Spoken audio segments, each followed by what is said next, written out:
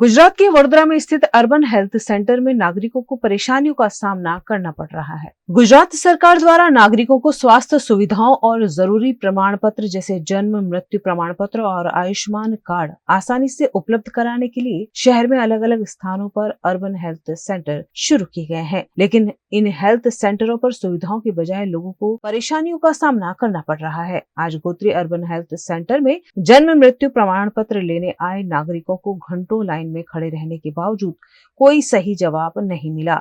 नागरिकों ने VNM TV से संपर्क कर अपनी समस्याएं बताई।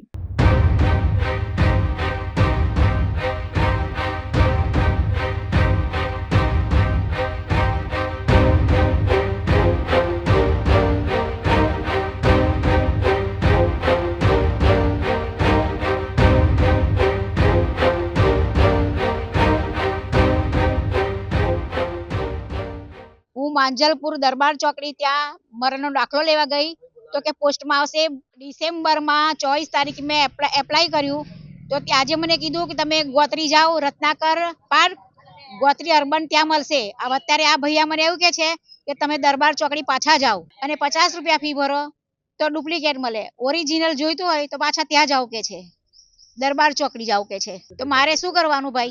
તકલીફ તો બહુ ઘણી પડે।